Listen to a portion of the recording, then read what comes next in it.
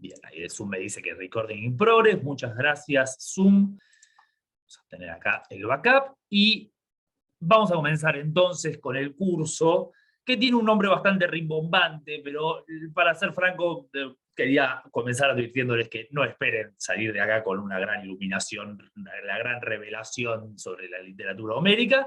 Voy a decir una serie de cosas que no diría bajo ningún concepto, que están bastante establecidas en la bibliografía, pero que sí han sido insinuadas y sobre las que se ha avanzado en los últimos años. Fundamentalmente, el marco en el que vamos a estar estudiando el texto homérico es lo que me parece que va a enriquecer un poco diferentes perspectivas. Es una afirmación, el título, el ojo de la cámara, el ojo de la mente, y la idea de usar técnicas cinematográficas, es una afirmación que tiene muchos, muchos años ya en lo que respecta al texto homérico. Se ha dicho muchas veces, quiero decir, ¿no? Que Homero es un autor cinematográfico en muchos aspectos, y el objetivo de este curso es hacer un análisis un poco más detenido de esto, porque aunque se ha dicho y se ha insinuado, es algo que en general se suele decir medio al pasar, sin detenerse realmente en, bueno, qué significa que Homero es un autor cinematográfico, cómo eso se refleja en las técnicas que Homero usa para narrar, y en buena medida cómo eso lo diferencia de otros autores. Esa es la parte que menos vamos a estar tocando porque tenemos 4 horas, y si tuviéramos que empezar a comparar a Homero con todos los otros autores, no llegaríamos ni locos a ver nada. Pero mi objetivo acá, como pueden ver en el programa, y van a notar mucho más conforme avancemos, es mostrarles algunas maneras en las que Homero narra sus historias que se parecen mucho más a las técnicas que usa un director de cine que a las técnicas que usa un novelista. Y lo interesante es entender por qué pasa esto. Después vamos a hablar de cómo, que es el grueso de la segunda parte de nuestro curso, pero lo interesante para entender es entender por qué, y vamos a empezar el curso con la pregunta de por qué. Pero en realidad, antes de empezar el curso con la pregunta de por qué, voy a mostrar una pequeña comparación, muy, muy chiquitita, y la vamos a ver muy rápido, porque son 2 textos bastante extensos. Y quería mostrarles un par de puntitos que diferencian 2 técnicas narrativas, de 2 autores cuya calidad como narradores es innegable, y que narran 2 cosas relativamente parecidas, como son Homero por un lado y Virgilio por el otro. En el caso de Homero, y esto lo quiero aclarar desde ya, todos los textos que vamos a estar viendo, 2 pasajes que yo elegí para ilustrar el texto homérico, podría haber elegido básicamente cualquiera, casi al azar, pero todos los pasajes que elegí para ilustrar el texto homérico son pasajes que están disponibles en nuestro sitio iliada.com.ar. Vamos a compartir la pantalla completa para ir mostrándolo, los invito a visitarlo. Y básicamente elegí esto porque es extremadamente cómodo, porque básicamente entramos acá y tenemos el texto bilingüe. Pero más porque, bueno, me pareció útil básicamente utilizar el trabajo que hicimos, no para ser hipócritas. De hecho, voy a mencionarlo quizás más tarde, creo que quizás llegamos hoy, pero probablemente sea lo primero que hagamos mañana. Subí ayer un adelanto especial de lo que va a ser la traducción del canto 23 para que veamos en el curso. Así que, nada, van a tener ese pequeño preview de la traducción que se viene en noviembre. Esperemos. Perdón, estoy bajando al lado equivocado. Bueno, entonces, lo que les quería mostrar son 2 escenas de muerte. 2 escenas de muerte bastante importantes en los 2 poemas, aunque sea de personajes no, digamos, secundarios, pero dentro del elenco protagónico, no de los 2 o 3 personajes principales. En el caso de Ilíada, la muerte de Patroclo, en 784-857, 784-857, como pueden imaginarse, no voy a leerlos enteros porque se los iría medio curso en leer solamente el pasaje, pero les muestro algunas cosas que quería destacar de la muerte de Patroclo. Bueno, empieza con la arremetida contra Troya. 3 veces arremete y 3 veces mata a 9 hombres. Y ahí es donde interviene Apolo en la batalla, y tenemos toda la descripción visual de cómo Apolo se pone junto a Patroclo, lo golpea, y cómo ese golpe de Apolo, por supuesto un golpe mágico, lo desarma completamente. Toda esta narración es una narración de lo que está pasando. Básicamente Patroclo está luchando, viene Apolo, lo golpea. El único punto en donde tenemos una serie de descripciones de cambios de foco, todo esto simplemente pueden ir chequeándolo, yo voy bajando despacio para que vayan viendo el pasaje, pero vamos a hablar mucho más en detalle de estas cuestiones de los cambios de foco, y el único momento en donde de hecho tenemos alguna cuestión de reacción y de la interioridad de lo que le pasa a Patroclo está en 805, que es Tonda te frenas heil, la ceguera le tomó las entrañas, pero incluso eso, que podría ser interpretado a primera vista como una descripción del estado mental de Patroclo, no lo es. Porque no es una descripción del estado mental de Patroclo, es una descripción del estado físico de Patroclo en su interior. Básicamente lo que está diciendo es que el golpe de Apolo fue tan violento que quedó completamente entumecido, y de ahí la expresión de 806, que básicamente ilustra esto, que es el separó estupefacto, de Tafón. A partir de acá tenemos un cambio de foco, aparece este personaje Euforbo Pantoida, que le clava la primera lanzada, y ahí hay un flashback, el típico flashback homérico, donde se nos cuenta quién es este Euforbo Pantoida que aparece por acá por primera vez. Euforbo le clava la lanza, se asusta porque no lo mata, sale corriendo, y acá es donde aparece justamente Héctor, que lo ve herido, tratando de huir, y lo mata. Tenemos la conversación final y termina el canto. Lo que quiero destacar en este punto es que toda esta narración es, y esto es algo que se ha observado muchas veces, es una narración de carácter absolutamente externo.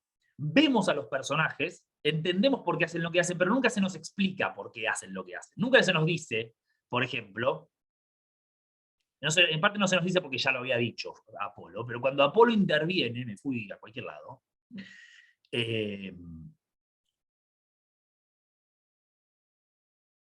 cuando Apolo interviene para frenar a Patroclo para que no tome Troya, no se nos explica, bueno, Patroclo, Febo, Apolo, pensando que Patroclo podría tomar Troya contra el destino, intervino para frenarlo en ese momento. Eso no pasa, simplemente se nos dice que Febo interviene porque el propio Febo ya ha anunciado por qué le ha anunciado a Patroclo en una escena anterior, porque esto no es tu destino.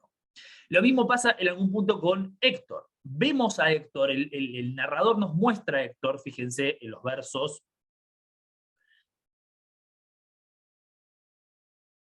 818, 820, y Héctor, cuando vio el esforzado Patroclo retirándose de vuelta, herido por el agudo bronce, fue junto a él, claro, a través de las filas, y lo golpeó con la lanza. La motivación de Héctor para hacer esto la diferimos, es obvia, digo, claramente ve a Patroclo herido y aprovecha la oportunidad para matarlo. Pero el narrador no nos dice nada, simplemente nos muestra qué es lo que está pasando. Y lo muestra, fíjense, con un cambio completo de plano, porque nos estaba mostrando a Patroclo, y ahora nos muestra a Héctor viendo a Patroclo.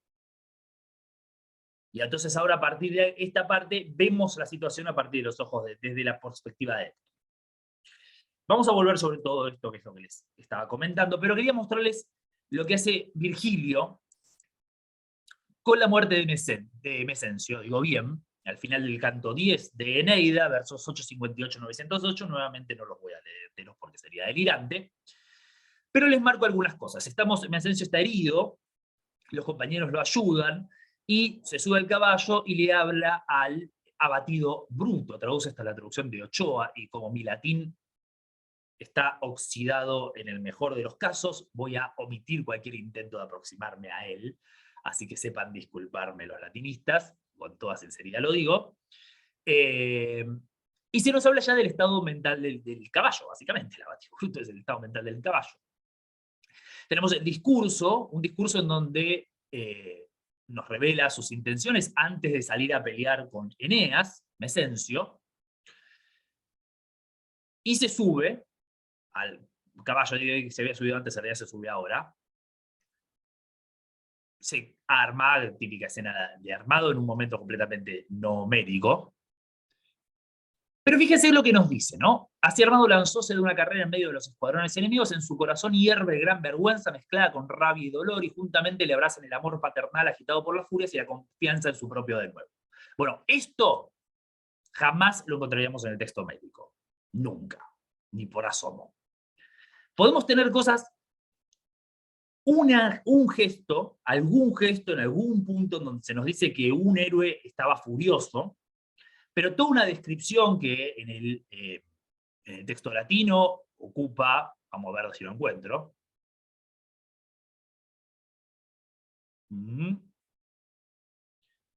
Acá está. 873 de versos. Esto no lo vamos a encontrar en el texto homérico, porque el texto homérico no hace esto. Al mismo tiempo, recuerden lo que yo les señalaba, esta cuestión del cambio de foco constante que está haciendo el texto homérico. En el caso de Virgilio, no tenemos esto tan claramente. Tenemos intervenciones de los dos personajes, pero el cambio de foco se da, fíjense, antes del encuentro, para el encuentro. Después ya tenemos la cámara casi fija sobre la pelea. En este punto, Virgilio juega un poco, porque fíjese, cuando empieza el comienzo, arrojó un dardo al enemigo y luego dio otro, y vuela en torno de él en ancho giro, pero el áureo escudo de Eneas sostiene el ataque.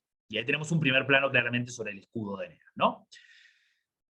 Y tenemos otro, 3 veces el héroe troyano hace girar en torno de su cuerpo la horrible selva de dardos clavados en su ferrado escudo. De vuelta, un primer plano sobre el escudo.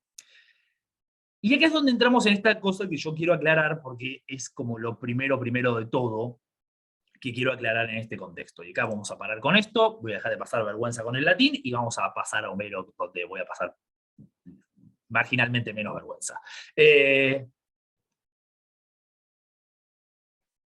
No se trata de que Homero hace algo que no hace nadie más, o que Homero usa técnicas que no usa nadie más. Se trata de una cuestión de grado y de concepción del modelo narrativo. La manera en que Homero se concibe su narración es diferente a la manera en que Virgilio concibe su narración, y un novelista contemporáneo concibe su narración, pero no significa que no usen las mismas, que un novelista contemporáneo o Virgilio no use las mismas técnicas que utiliza Homero. Es una cuestión pura y exclusivamente de grado. Ahora bien, esto vale para básicamente todo en las humanidades, siempre es una cuestión de grado en las humanidades, pero eso no va en detrimento de que es un hecho que tenemos que tomar en consideración. Si quieren hacer una pregunta, el Zoom tiene una función de hacer levantar la mano en algún momento.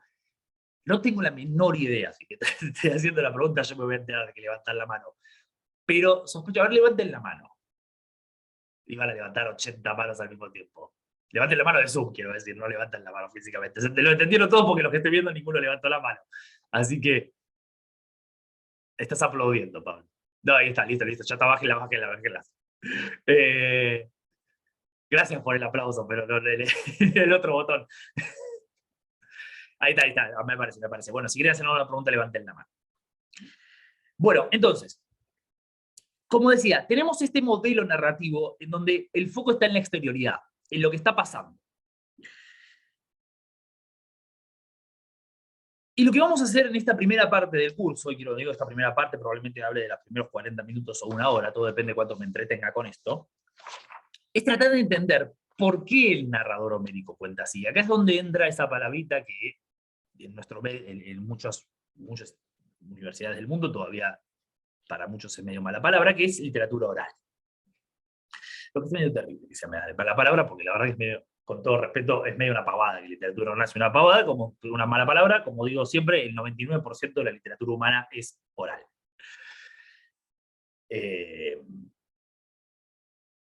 Pero específicamente en el caso de la literatura oral y de la literatura épica homérica,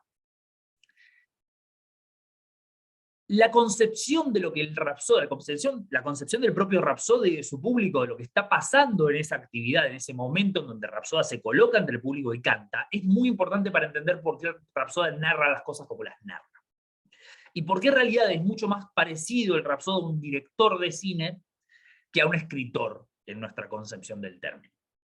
Y esa es la parte que se pone divertida. Van a ver que de literatura oral llego a eso, les prometo. No les prometo hacerlo con elegancia, simplemente les prometo hacerlo.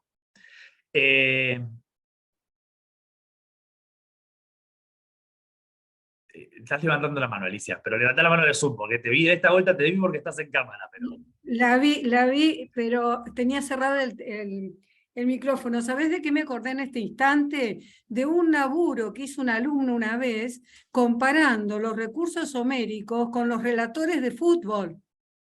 Y estuvo espectacular. Bueno, espectacular.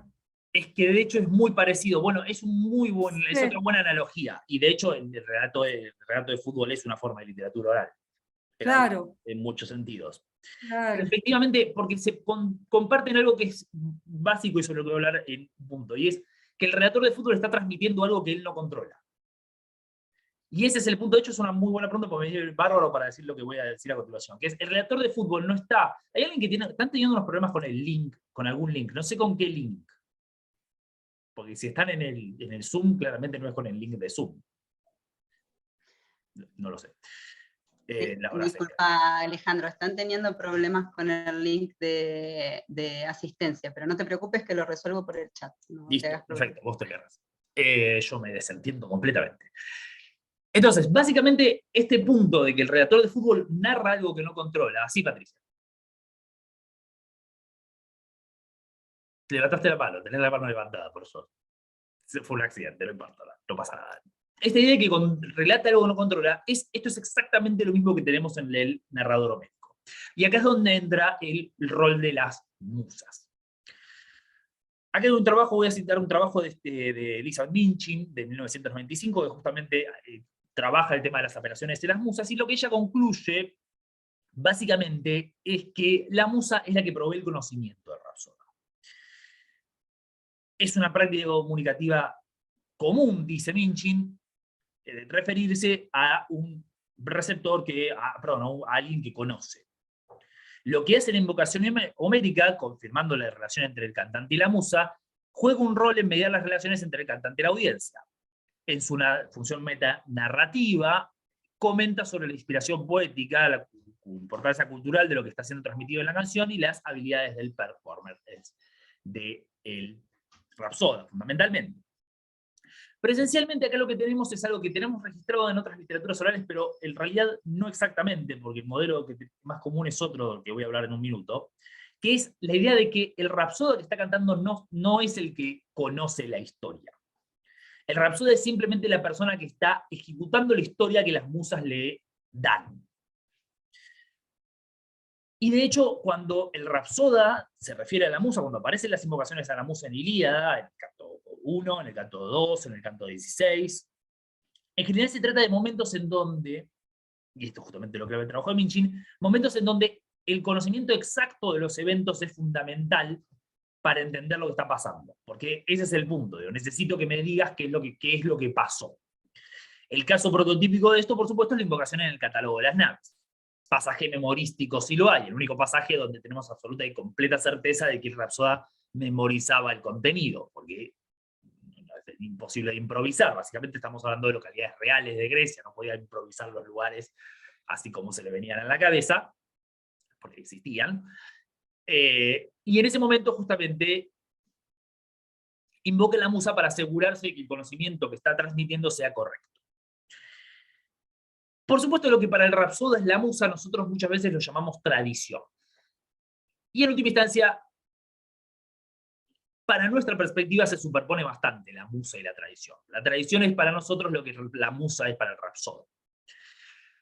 Donde la tradición entra en juego, en este caso, es en el hecho de que el poeta tiene un control relativamente escaso de lo que puede pasar o no pasar en su narración. En este contexto, la evidencia comparada, no fuera de Grecia, sino cuando comparamos Homero con otras tradiciones dentro del ciclo épico, lo que vemos es que hay una cierta diferencia entre lo que ha sido la transmisión de Ilíada y lo que vemos en otros casos. Hay un trabajo muy interesante, en este caso de Finkelberg, justamente cuestionando el modelo evolutivo de la transmisión de Ilíada, y estudiando las versiones que se nos fueron transmitiendo de los Kipria, por ejemplo, entre otros poemas cíclicos, en donde lo que vemos son diferencias bastante marcadas. Por ejemplo, qué eventos van primero y qué eventos van después. Este tipo de cosas en diferentes versiones de los cantos ciprios varía,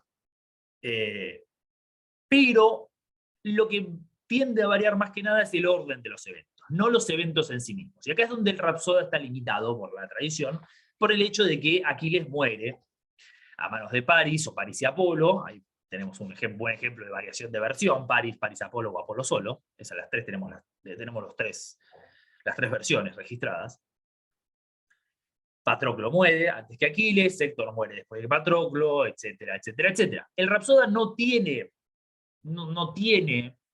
posibilidad de crear a nivel macro de su historia. Lo que el Rapsoda recibe es el guión, básicamente. Al Rapsoda se le da el guión de la historia y su trabajo es presentárselo a la audiencia. Y de hecho, esto es básicamente lo mismo que vemos que pasa en otras tradiciones orales. Casi textualmente es lo que dicen los propios cantantes, poetas orales, sobre su trabajo. Y acá voy a citar un libro que a mí me gusta mucho, que es el libro de Jensen, de Writing Homer, de 2011, hablando justamente de esto, ¿no? El cantante de la épica no reclama la autoría de sus canciones, por el contrario, su orgullo profesional está en su memoria, en su capacidad de presentar información correcta y confiable a su audiencia sobre los eventos de tiempos pasados. Otra relacionada con esta razón para el orgullo puede encontrarse en la habilidad para repetir una performance a la que vio una sola vez. Este es el ejercicio último de memorización y es admirado de esa manera como un acto reproductivo, ¿no? Un acto creativo. El cantante y la audiencia están de acuerdo en la opinión de que los poemas fueron compuestos en un tiempo en el que los eventos descritos tomaron lugar. Y acá recuerden versiones de las vidas de Homero, en donde se dice que Homero era una generación posterior a la guerra de Troya, en la propia antigüedad. Digo, esto es una idea que está transmitida en la propia antigüedad griega. Bueno, decía entonces que los poemas fueron compuestos cuando los eventos tomaron lugar y que tienen que han sido transmitidos confiablemente de generación a generación. Hay cantantes poco habilidosos que deben ser rechazados, pero la transmisión precisa no solo es posible, sino normal. Y la razón por la cual las dos partes se conmueven tanto por las canciones es que lo que está siendo cantado es real. Entonces, como el relator de fútbol, para retomar el relato de Alicia, ninguno de nosotros le pone la radio para escuchar al relator de fútbol esperando que el relator de fútbol nos invente las cosas, nos invente lo que está pasando. Hay un cuento de Fontana Rosa, en realidad, esto es exactamente lo que pasa, pero fíjense que todo el chiste de ese cuento, creo que es de Fontana Rosa. Sí, es de Fontana Rosa, ¿no? El chiste de esto es justamente, el chiste de ese cuento es que traiciona un pacto en el que tenemos confianza con el relator de fútbol, y el relator de fútbol nos está diciendo qué es lo que está pasando. Pero al mismo tiempo no le exigimos que nos diga lo que está pasando de manera monótona o simplemente dándonos Pérez se la pasa a Rodríguez, Rodríguez se la pasa a Pérez, Pérez corre, Pérez se la pasa a López. Digo, hay una performance en ese relato que nosotros esperamos y los mejores relatores son justamente los que pueden hacer esa performance mejor. Pero el pacto básico del acto del relato de fútbol es que todos estamos de acuerdo que lo que nos está narrando esta persona es verdadero. Por supuesto, fracasan un montón de veces, pero ese es como parte del punto, ¿no? Lo mismo sucede con el Rapsoda. El Rapsoda y su audiencia están de acuerdo en que el Rapsoda no está narrando cosas que a la Rapsoda se le ocurren. No. Lo que el Rapsoda está narrando es algo que la musa y la tradición le legaron, le enseñó otro. Y en este punto, no es el mismo pacto. El gran ejemplo del relator está bueno por el tema del pacto social, implícito ahí. Pero es exactamente lo mismo que hace un director con un guión. No sé si saben cómo es el proceso de paso de producción de cualquier medio audiovisual.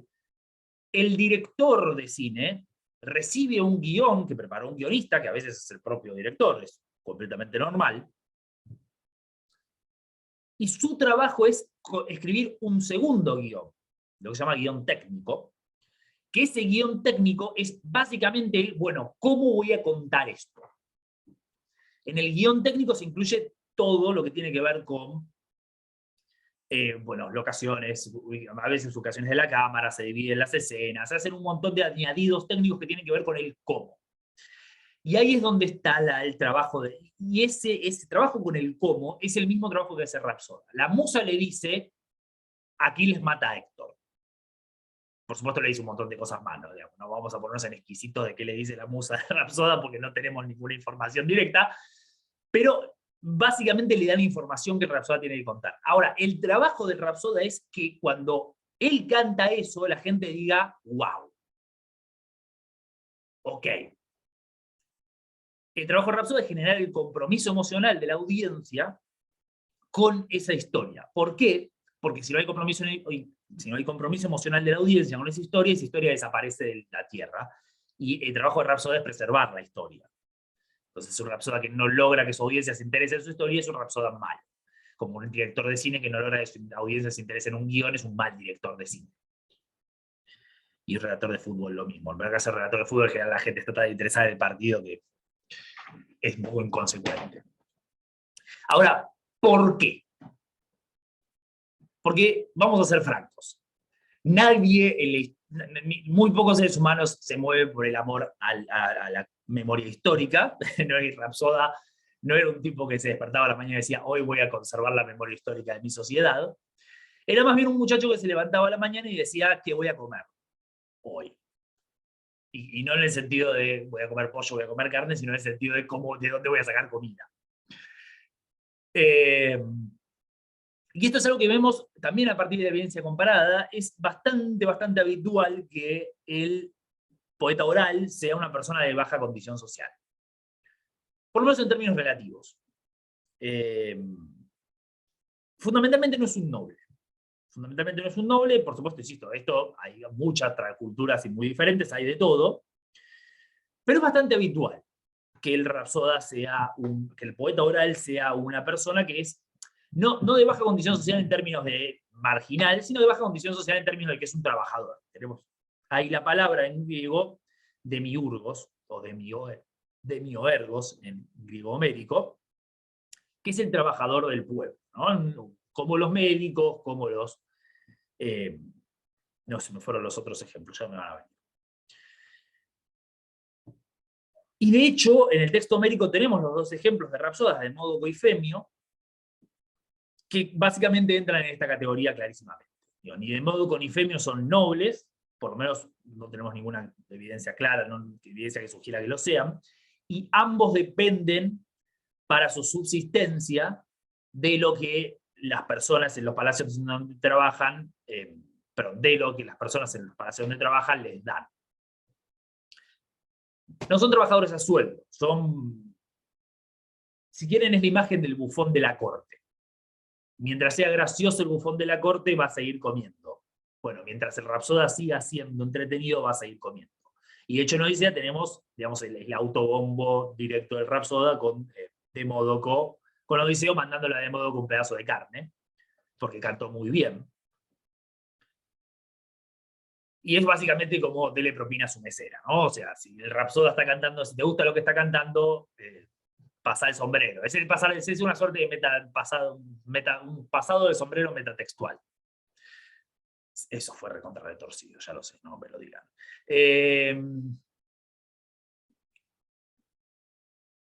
Pero el punto fundamental a entender acá es que el rapsoda no es una persona que si hace un mal trabajo no pasa nada. Entonces, el rapsoda no es un Safo o un Píndaro. Bueno, Píndaro es un caso, Píndaro es posterior, pero no es un Safo, no es un arquíloco que si ese día le salió mal el poema, los amigos se cagan de la risa, le pasan una copa de vino y dicen mañana va a salir mejor. Entonces, si el rapsoda hace mal su trabajo, no come. Y si hace mal su trabajo durante varios días seguidos, deja de comer para siempre. Por lo menos como rapsoda, quizás se consigue un trabajo como agricultor o lo que sea, pero deja de comer como rapsoda. Entonces, cuando el rapsoda está frente a su audiencia, su trabajo es que la audiencia se enganche. Entonces, tenemos que entender que la presión que siente el poeta oral en general y poeta homérico indudablemente, no es la presión del escritor en su despacho, no es la presión de Borges basándole sus cuentos al Grupo Sur y diciéndole miren qué lindo que son mis cuentos. Si no viene mucha gente a ver esta película, no me va a volver a contratar nadie.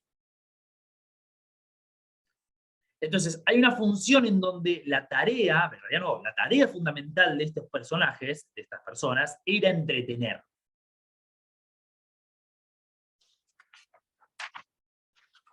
Y de vuelta, apelando a Odisea una vez más, fuente inagotable. Sí, Ale, un segundo, un segundo. oh, Me gustó mucho tu insistencia en que el entretenimiento, el captar a las personas es el primer acto de los narradores. Y ¿sabés qué? Se me ocurre que a los docentes también nos pasa eso, por supuesto en una escala chiquitita, incomparable, ¿no? Pero yo creo que esa es nuestra primera tarea también, sobre todo si somos homeristas, ¿no? Digo, yo diría en porque general, pero sí. sí, Pero, en general, así que nada, te quería decir, está muy bueno esto. pero sí, pero fíjate que es interesante la diferencia también, porque es un buen ejemplo de el nivel de presión evolutiva. Digamos, hay un nivel de presión evolutiva en cualquier, digamos, es una cuestión de supervivencia. Cuando la supervivencia entra en juego, empieza a haber una presión evolutiva por hacer las cosas lo mejor posible. Entonces, cuando uno tiene una sociedad, una cultura de literatura oral, donde el rapsoda tiene que hacer su trabajo lo mejor posible para vivir, imagínense que si un día llega otro rapsoda y hace su trabajo mejor que él, digo, lo echan. Digo, chau, andate, gracias, acá hay uno que canta mejor que vos. Entonces, esa competitividad indudablemente contribuirá a que las técnicas se refinaran progresivamente cada vez más, porque el punto es tratar de hacer las cosas mejor que el otro. Y de vuelta piensen en la evolución de la historia, en la evolución de la música del siglo XVIII, fines del siglo XVIII o durante el siglo XVIII hasta el siglo XXI, ¿no? Digamos, el tema del desarrollo de técnicas para hacer cada vez más competitivo la música. Eso no fue en detrimento de la calidad de la música, por lo menos no hasta hace 25, hasta hace unos 30, 40 años, sino todo lo contrario. Digamos, justamente lo que hizo fue permitir el desarrollo de técnicas musicales cada vez más sofisticadas, más precisas, etc. Lo mismo pasa con el cine. Y en un periodo estandarización, que es lo que tenemos, porque estuvimos hablando de periodos, siempre estamos hablando de época premoderna, estamos hablando de periodos preestandarización, la competitividad se basa en el hecho de hacer las cosas mejor que el otro. Nosotros también tenemos el defecto de que vivimos en un periodo de estandarización en donde nos resulta mucho más transparente, o mejor dicho, tenemos el hábito de pensar que cuando algo es muy vendido, muy comercial, tiende a ser de menor calidad que algo que es más de nicho, si se quiere. Pero eso es un vicio que proviene muy del proceso de estandarización. No me quiero meter en esto porque nos estaríamos desviando mucho del tema, pero básicamente el punto es ¿cómo se desarrolla una cosa así como cómo se desarrolla una tradición oral en términos de calidad? Bueno, porque todos tratan de ser mejor que el otro para hacer algo mejor. Y lo traigo a colación por el tema de los docentes, porque ese factor no lo tenemos en la docencia. Nosotros no tenemos un contexto de competitividad. Tenemos, en algún sentido, en la medida en que, por ejemplo, captar alumnos para formar recursos humanos, digamos, tenemos que hacer un buen trabajo para que, en el nivel universitario sobre todo, nuestros alumnos tienen que sentirse atraídos por nuestras clases para querer trabajar con nosotros como recursos humanos. Y en ese sentido, el docente universitario tiene un factor de competitividad que probablemente influye en el esfuerzo que pone en tratar de mantener cierto nivel, pero aún así sigue siendo bastante marginal en términos de compararlo con lo que pasa con ámbitos donde la competitividad es mucho mayor.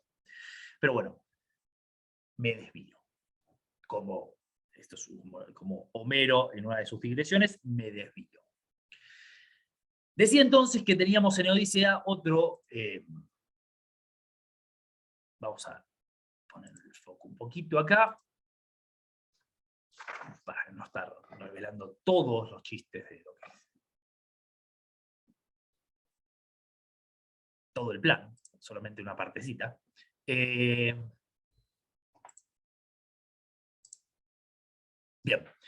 Y tenemos estas famosísimas palabras de Telémaco. Metereme, madre mía, ¿por qué censuras al leal cantor? El herieron a oidón. Palabra rara para el herieron, pero anticipa, por supuesto, lo que le va a pasar a Femio hacia el final de la Odisea, ¿no? Censuras por deleitarnos como le impulsa su pensamiento. Jope nos ornitai. Fíjese la curiosidad de que justamente Telémaco atribuye al propio Rapsoda el impulso del canto, ¿no? Su propio nos, en vez de atribuirlo a la musa. Y eso es importante para lo que viene a continuación. No son, por cierto, los aedos responsables, sino acaso es Zeus responsable, que da a los esforzados varones lo que quiere a cada uno. Pero eso por eso no es indignante, un émesis, cantar el mal destino de los dánaos, el caconoiton danaón, pues los hombres celebran más el canto que suena más reciente para los que lo escuchan. Se ha hecho mucho de este pasaje respecto al problema de la tradición, pero fíjense que el punto de Telémaco es que hay una presión por innovar. Que la tradición rapsódica, por más que el contenido sea tradicional, hay una presión por innovar, hay una presión por hacer las cosas nuevas. Y esto es una presión que va a impulsar, bueno, toda la historia poética griega, ¿no? Vamos a ser francos, ¿para qué vamos a detenernos? No es simplemente que es una presión que va a terminarse con los rapsodas, es una presión que atraviesa toda la historia poética griega. En buena medida es la misma presión que encontramos en el desarrollo de la tragedia narrado por Aristóteles. De hecho, voy a hablar de eso en un par de clases de literatura griega, bien, en el caso es una propaganda completamente fuera de lugar. Decía, básicamente es la presión esta, la encontramos en todos los factores de la literatura griega, en toda esta idea de crear algo nuevo para atraer al público. Ese crear algo nuevo para atraer al público no tiene que ver con crear historias nuevas, sino que tiene que ver con crear formas nuevas de atrapar a la audiencia con las mismas historias. Que es básicamente lo mismo que pasa en el cine contemporáneo. Siempre es la misma historia. Hay como 6 o 7 historias. Hay una cita de un director famoso que dice una cosa así como: hay unas 8 o 9 historias para contar y ninguna otra cosa más. Y es más o menos cierto. Cuando uno reduce todo a nivel miga, a sus componentes básicos, hay más o menos 8 o 9 historias para contar y no mucho más que eso. Lo que cambian son las circunstancias y los nombres. Pero los seres humanos somos bastante fáciles de entretener, eso es una gran ventaja. Entonces, para cerrar con toda esta primera parte, que pensé que iba a tomar más tiempo, pero no importa, estoy preparado para alargar. El Rapsoda funciona como un director de cine por 3 motivos. Primero, porque no controla el narrado, sino que controla la narración. La historia le viene preescrita. Porque lo que puede manejar son los tiempos de la narración, los focos de la narración, o sea, lo que puede manejar es la cámara, justamente. Y finalmente porque su trabajo es manipular las creencias y emociones de la audiencia para mantener su atención, O sea, él tiene un contenido que contar, un medio para contar y un objetivo que cumplir. Y ese objetivo es el próximo pedazo de carne. No puedo enfatizar suficientemente que tenían que entretener a la gente para comer. Pero no lo voy a repetir más, así que esa fue la última vez que lo enfaticé. De manera explícita. Quizás hacia el final del curso lo repito. Bien. Y ahora viene la parte divertida. Ya no los voy a aburrir con toda esta parte teórica. ¿Alguna pregunta? Háganme una pregunta, porque estoy como 20 minutos adelantado. Dale, Ivana. Bueno, no, mi pregunta es la siguiente. Vos decías esto de que como un director de cine, que le dan el guión, el poeta no controla lo narrado, sino el modo de la narración, ¿no? Uh-huh. Pero por otro lado, ¿cómo pensar entonces también? Yo sé que la cuestión numérica, no sabemos si un poeta, un colectivo de poetas, es complejo hablar de programa poético y todo lo demás, pero por ejemplo, uno de los debates es si que en la versión de Odisea aparece Poseidón persiguiendo a Odiseo, bueno, por lo que sabemos, el Cíclope, ¿no? Y que sin embargo, otra rama, como las Ciprias y demás, cuentan en realidad Poseidón lo está persiguiendo a Odiseo por la muerte de Palamedes. Entonces, ahí ya habría todo un, digamos, también intervendría en esto de conseguirle el pedazo de carne, alterar el guión en función de una versión diferente y en función del personaje que quiero, y eso me parece que también entraría, ¿no? Es que, ¿Cómo lo ves vos? es que es una cuestión de grado, en buena medida. En este punto yo diría, solo por mor de mantener la analogía, porque tampoco es necesario, digo, el director de cine tiene el margen para modificar el guión cuando pasa del guión al guión técnico. Puede cambiar escenas, puede incorporar, cambiar los diálogos, etc. La tradición con la Rapsoda de trabajo fluida, pero además yo estoy simplificando algo que en realidad es mucho más complejo, porque digamos, vos planteás una cuestión de versiones, pero hay algo que es mucho más profundo que eso, y es ¿qué va a contar el Rapsoda cuando se para frente a la audiencia a contar? Digo, ahí nunca es cuestión de, bueno, ¿qué versión del regreso de Odiseo voy a contar? La de Poseidón enojado por el Cíclope, la de Poseidón enojado por Palamedes. ¿Qué versión de la muerte de Aquiles voy a contar? La versión donde se muere por Paris, voy a contar la versión que se muere por Apolo, la que se muere por los dos. Nuestro desconocimiento casi absoluto, nuestro desconocimiento casi absoluto de cómo funcionaba la tradición rapsódica, hace muy difícil que efectivamente sepamos qué grado de manejo tendrían los diferentes poetas de diferentes versiones. Por ejemplo, digamos, no sabemos si son versiones regionales. Quizás en realidad nosotros pensamos que estaban a disposición del mismo Rapsoda y en realidad no lo estaría, porque una es una versión de la Grecia continental y otra es una versión jónica. Pero lo que sí es absolutamente certero es que, digo, cada poeta sabría docenas de historias. Y no estoy exagerando, no es bajo ningún concepto una exageración retórica, es literalmente docenas de historias. Entonces cuando el Rapsoda se para ahí delante de la audiencia y le dice, voy a cantar, bueno, puede decir, cantarte una que sepamos todos, pero en última instancia hay un proceso de selección. El problema es dónde termina el proceso de selección. Y acá es donde, de vuelta acá sí la analogía me parece ilustrativa. Porque es cierto, un director de cine puede elegir, voy a usar este guión, o voy a usar este otro guión, o voy a agarrar este guión, pero le voy a decir al guionista que haga algunos cambios. Pero en el momento en que él tiene el guión, ya está, porque ya tiene el guión. Ahí es donde tiene que narrar. Entonces el punto es ese. Por supuesto hay un proceso de selección, tanto de la historia como de versiones de historia. Pero una vez que la historia está seleccionada, ya no hay control de la historia. E incluso hay muchas cuestiones que parecen más diferencias de énfasis, y estos son dos buenos ejemplos, ¿no? El caso tanto para mí como el tanto del de Odiseo como el de Aquiles. Porque en realidad pueden ser la misma versión con diferentes énfasis. Si Paris y Apolo matan a Aquiles juntos, o lo mata solo Apolo solo. Sí, me enredé mucho en ahí, perdón. O Paris sin ayuda de Apolo. Puede ser más una cuestión de énfasis que de efectivamente versiones contrapuestas.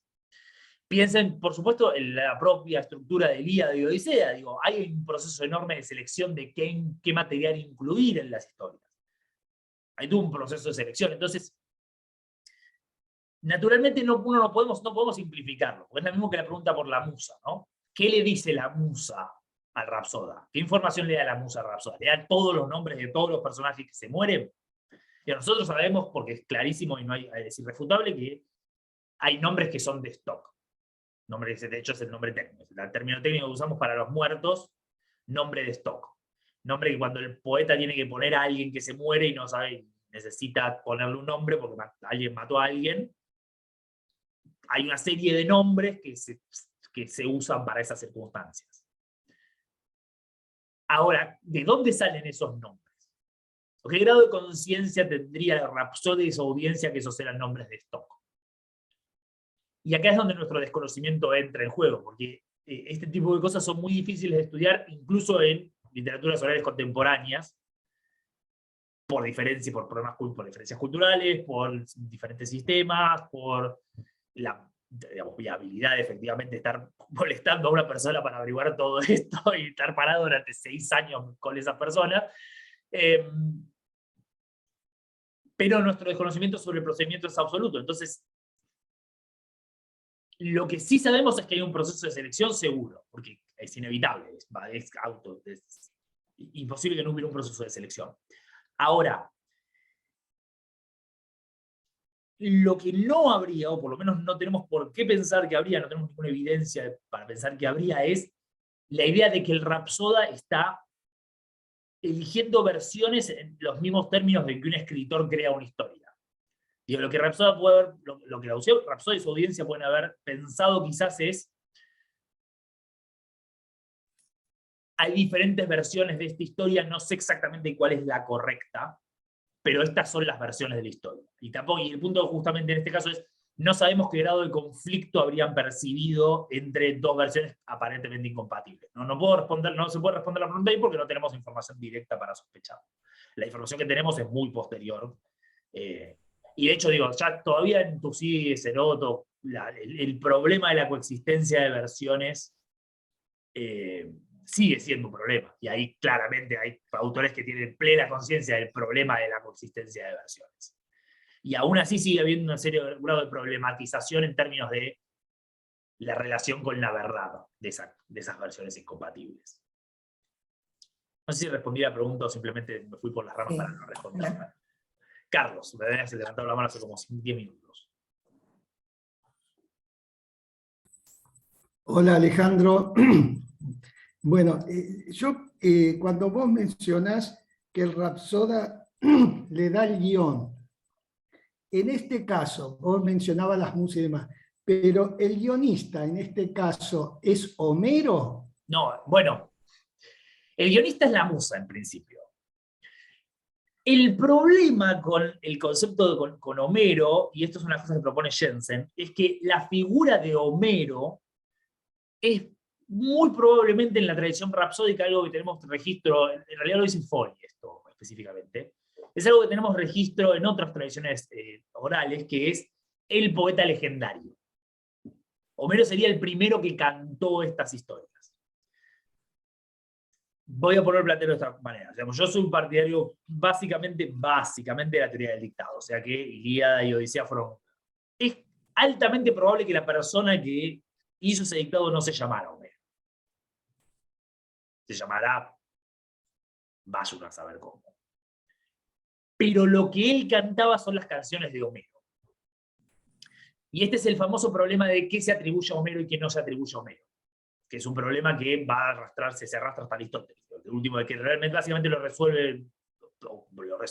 El último, el que dice esto es Aristóteles, la última palabra autorizada sobre el tema, que influye en todo lo demás.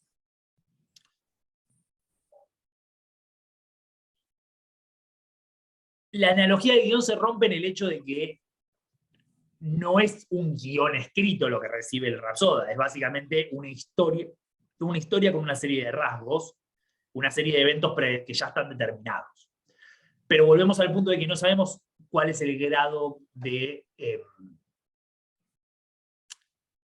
detalle, ese es el grado de detalle con el que el Rapsoda está trabajando en términos de qué es lo que es tradicional y qué es lo que no. Qué es lo que él está inventando y qué es lo que no. Digamos, por ejemplo, en el caso del Beowulf, no sé si lo leyeron, el Beowulf, está discutido, pero hay como bastante claridad que el mismo personaje del Beowulf no sería, de Beowulf, no sería un personaje estrictamente hablando tradicional. Hay mucho tradicional, pero el personaje de Beowulf posiblemente no, y se ha hecho sostenido mucho que con Patroclo pasa lo mismo.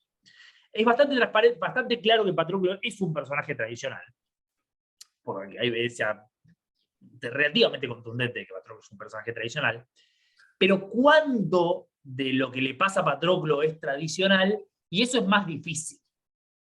Digo, el encuentro con Euríalo es tradicional, el encuentro con Néstor estaría en la tradición, sería algo que el propio Rapsoda está introduciendo en la historia. Acá, por supuesto, donde la analogía se rompe, porque naturalmente la musa no existe.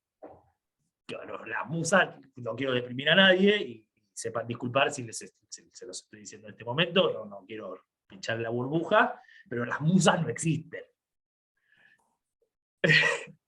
Entonces, lo que el Rapsoda consideraba inspiración, es muy difícil estar 100% seguro de cómo eso lo procesaría cognitivamente él y su audiencia.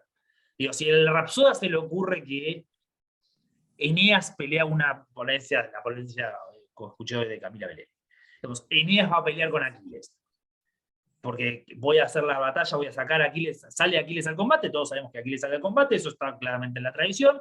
Bueno, yo entro, a mí me dice la musa que Aquiles se encuentra con Eneas y pelea con Eneas.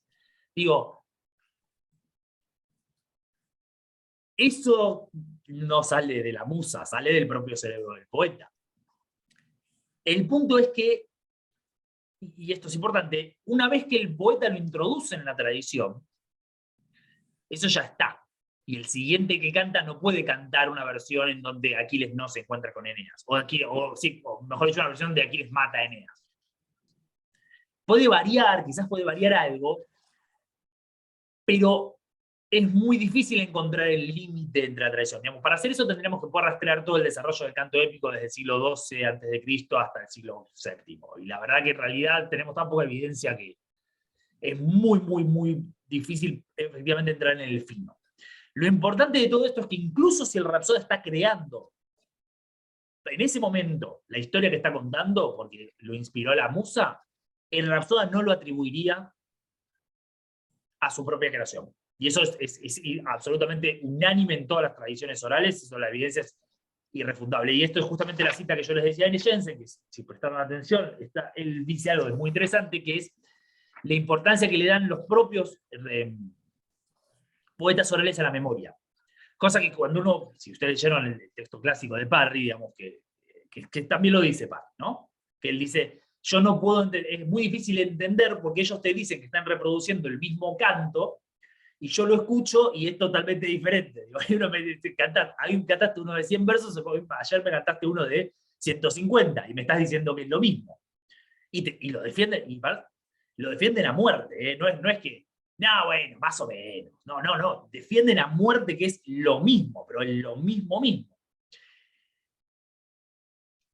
Y el punto es que la concepción de la memoria es diferente, y la concepción de lo mismo es diferente, que esto es básicamente lo que dice Parry, ¿no? Entonces, cuando el Rapsoda crea, no tiene la misma concepción de lo que es crear que nosotros tenemos asociada al proceso de escritura literaria.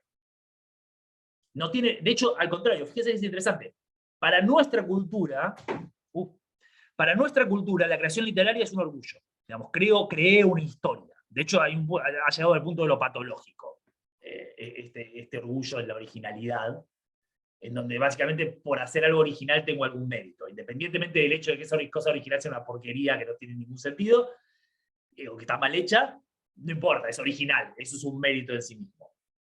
Bueno, la relación es inversa. La originalidad es un problema, porque mi trabajo no es crear, mi trabajo es reproducir. Entonces, si yo estoy haciendo algo original, estoy haciendo mal. Y acá el ejemplo, otra vez, el ejemplo del relator de fútbol me parece perfecto, porque imagínense que el relator de fútbol en mitad del partido empieza a inventar lo que está pasando en vez de seguir narrando lo que está pasando en la cancha. Digo, eso no sería un éxito porque lo hace. A ver, el partido va 0-0, es el partido más aburrido de los últimos 5 años. Me aburro y empiezo a relatar que empiezan a meter goles. Es mucho más entretenido para escuchar, pero lo que pasaría no es que te aplaudiríamos, te diríamos, pará, hermano, no, relatá lo que está pasando. Bueno, esa es la relación que tiene el Rapsoda con su historia. No es la relación de un escritor con su historia. Entonces, no hay un mérito para el Rapsoda en crear. Todo lo contrario.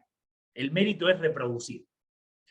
Entonces, incluso si crea, no va a atribuir esa creación a sí mismo. Y esto, de vuelta, tenemos evidencia clara de literatura oral contemporánea en donde esto pasa exactamente así.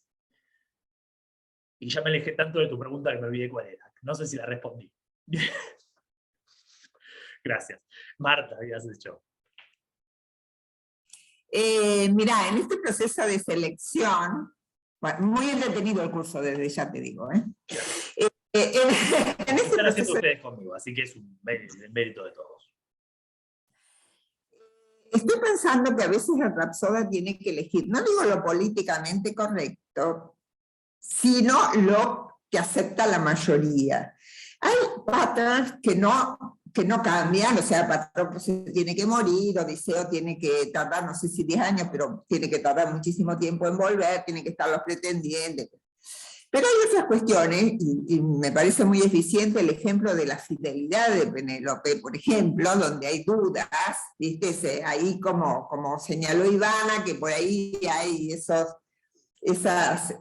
versiones que no son las canónicas, porque tenemos que tener en cuenta que a nosotros llega la canónica. ¿Y cómo se compone? ¿Cómo se construye la canónica? Por darle un rótulo, ¿no? Lo que no digo lo políticamente correcto, sino lo que acepta la mayoría. La infidelidad de Penélope era muy difícil de aceptar, pero evidentemente hay historias tangenciales que no la ven tan fiel. La prueba está, ¿no es cierto?, en la siringa de Teócrito, que cuando dice que Pan es el hijo de todos los pretendientes a la vez, está señalando que conoce una versión donde Penélope se acuesta con todos los pretendientes. Y en la misma Odisea hay indicios, empezando por Telémaco, que le dice, bueno, dicen que es mi padre, pero bueno, no sé, o bueno, que ella recibe regalos, que en ocasiones se dice que ella habló individualmente con algunos de los pretendientes, no siempre con las dos esclavas ahí que lo rodean. Entonces, y en esto también me parece importante señalar que se parece un director de cine, porque el director de cine tiene una libertad más o menos, yo no sé quién edita, yo sé quién edita libros, que a veces te hace cambiar las cosas, pero no sé quién edita una película, suponete, y dice que a veces, bueno, el editor, o el que la vende, no sé cómo, el que la vende. Perdón, quiero decir, el editor Entonces, edita, no lo digo por una cuestión técnica, es decir, el editor es el último elemento y de hecho dependiendo cómo funciona, qué grado de involucramiento tenga el director, el editor, en la película, en la producción cinematográfica moderna, el editor tiene a veces muchísima libertad para efectivamente recortar qué es lo que entra y qué es lo que no. Viste que algunos lugares va con un final y otros lugares va con otro final. Y a veces a lo mejor hay un tipo de cine que se pasa, digamos, en ser transgresor y tiene que volver a sus carriles. O sea que me parece que un poco a Rapsoda también le pasa eso. No, en aspectos que puede modificar. Estoy de acuerdo que hay esquemas que son inmodificables y que si no, imposible, obvio. Si no, no sería la Odisea y no sería la Ilíada, obvio. Pero bueno, de hecho, hay muchas cuestiones que se han tratado de ver tanto en Ilíada como en Odisea que se expliquen en términos del contexto sociopolítico del Rapsoda, donde el Rapsoda estaría trabajando. Bueno, el caso de Pisístrato como hijo de Néstor es uno de los ejemplos más obvios de todos, ¿no? Para quienes quieren defender la recensión pisístrática, dicen que Pisístrato, el hijo de Néstor, es un invento para que los de Pisistrátidas estuvieran muy contentos que podía arrastrar su linaje hasta Néstor. Se ha sostenido, bueno, o sea, y hay un montón de ejemplos sueltos que terminan no sirviendo para nada, porque digo, si puedo defender que es una boda heroica del siglo VIII en Eubea, y si no, en el mediado del siglo VII en Jonia Oriental, en un festival religioso, o en la recensión posistrática en Atenas en el siglo VI, pues básicamente ninguno sirve para nada. Ahora, lo que es indudable es que hay una pretensión de satisfacer, de darle el gusto a la audiencia, dándole a la audiencia lo que la audiencia quiere escuchar. Sí. Y acá una analogía que vos no usaste, pero me parece que está buena, que es cuando las productoras contemporáneas editan los guiones para que no haya nada que ofenda a los chinos. ¿A los chinos? Sí, porque los mercados... no sabía. Claro, no, el mercado chino, imagínense que son 1.700 millones de tipos, meter una película en China que vayan a ver 100 millones de personas, que es nada, en China 100 millones de personas es un lunes en el McDonald's, es un negocio. Pero entonces, ¿cuál es el problema? Que a China no le gusta cuando en una película aparecen cosas como las dictaduras son malas, o aguante el capitalismo, o digamos, todas cuestiones que, las cuestiones que ustedes piensan que a los chinos no les van a gustar, esas cuestiones. Y en la Comisión de Censura del Partido Comunista, efectivamente, no permite que se proyecten ciertas películas u obliga a editarlas, como vos señalabas en las diferentes versiones. Históricamente, hasta hace unos años se trataba de hacer editorialmente, pero ahora ya hay una presión de las propias productoras para que las películas se diseñen específicamente para que satisfagan a los chinos de esa manera. De hecho, si quieren un ejemplo moderno, pasó con la remake de Mulan, la de Disney. Hubo toda una serie de reescrituras de la versión original de los 90 para, digamos, que a los chinos poder pasarla en China. Y el ejemplo contundente que tenemos de esto, que es indudable en Ilíada, es el catálogo de las naves. Otra vez, es la segunda vez que uso casi exactamente la misma frase en el curso de 1 hora, así que no vamos bien. El catálogo de las naves. Hay diferentes teorías sobre el catálogo de las naves, pero personalmente, yo lo he escrito en la publicación del Canto 2, digo, lo más probable es que el catálogo de las naves se haya constituido a partir de los propios rapsodas viajando a lo largo de Grecia, introduciendo los nombres de las diferentes localidades para que la gente aplaudiera. Apareció y aparece, digamos, estos lugares, Corinto, por supuesto, digamos, pero también aparecen otros lugares que voy a buscar un ejemplo particular, porque si no voy a decir alguna tontería y no me acuerdo ninguno en este momento, obviamente.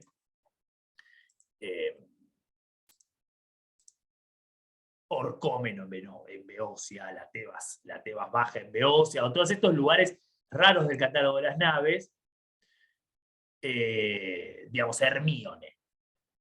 Hermíone, que es una ciudad, a ver dónde está. Hermíone, que es una ciudad, es una localidad en la península de Acté, dentro de lo que es la zona de Argos.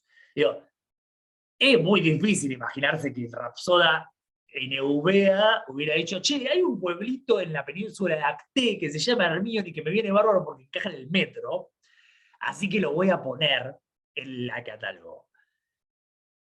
Todo puede ser, pero como Hermíone debía haber otros 1000 pueblos que estaban dando vueltas por ahí.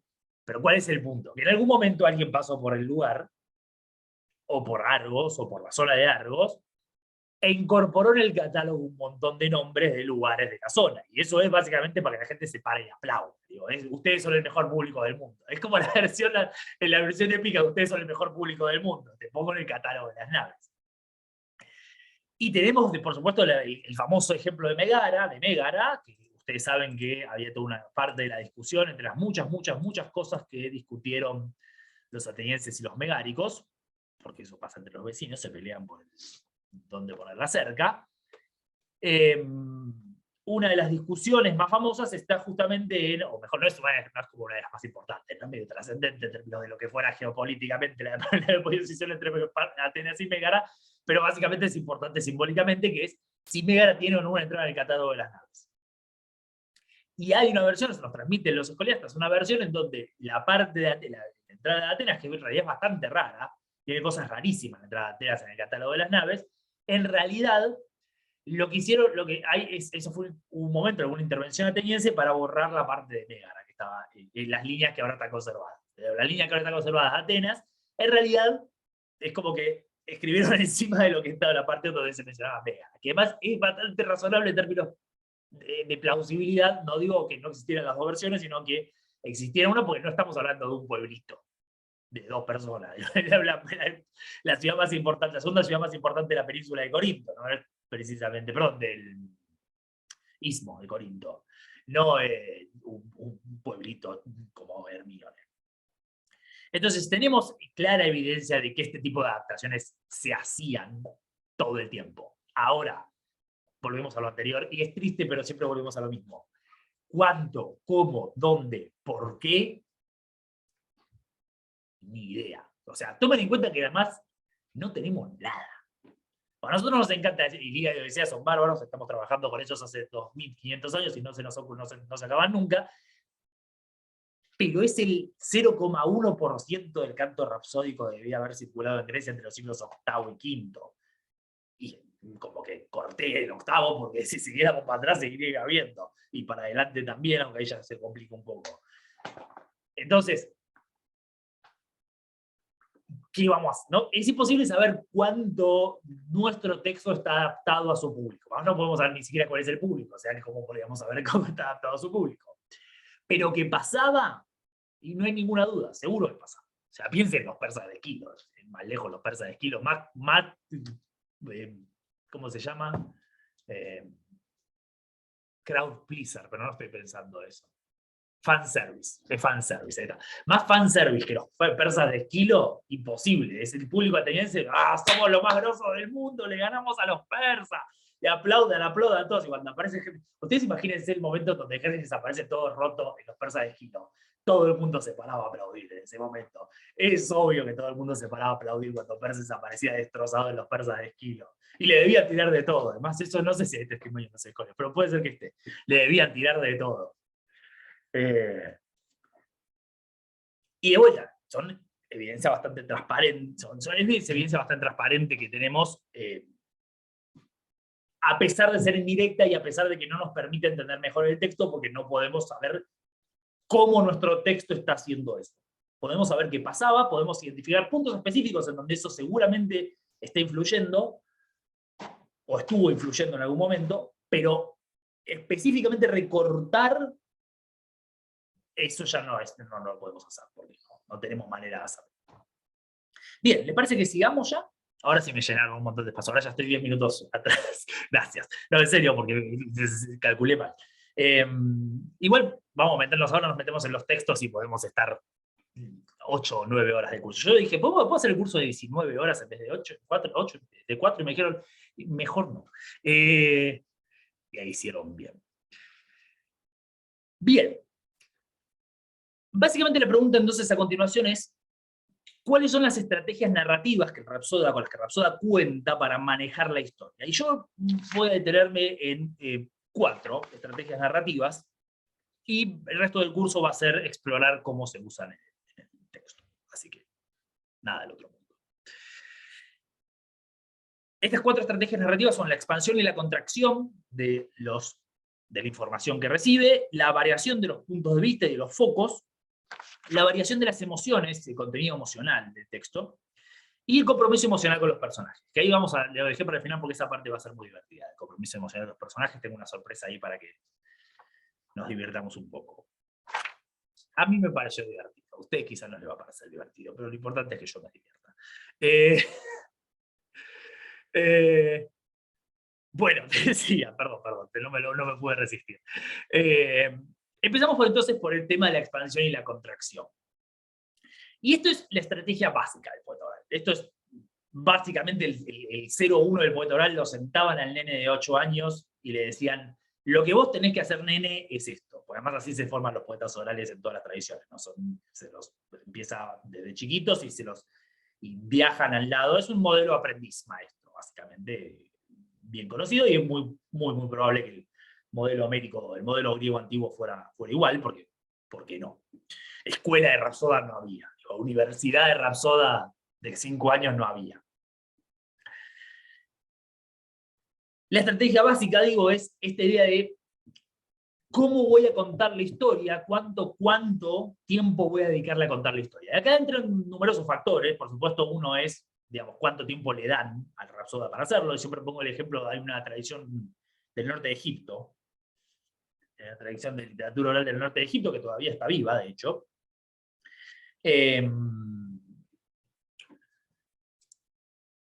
en donde al poeta oral se lo invita a las fiestas. A la fiesta de 15, a ese tipo de fiestas, a la gente cuando se reúne a hacer fiesta de 15, cumpleaños, ese tipo de cosas, se lo invita, y hay una parte de la noche en donde es como el baile carioca, o el mago de la fiesta de 15, bueno, viene el poeta oral y canta.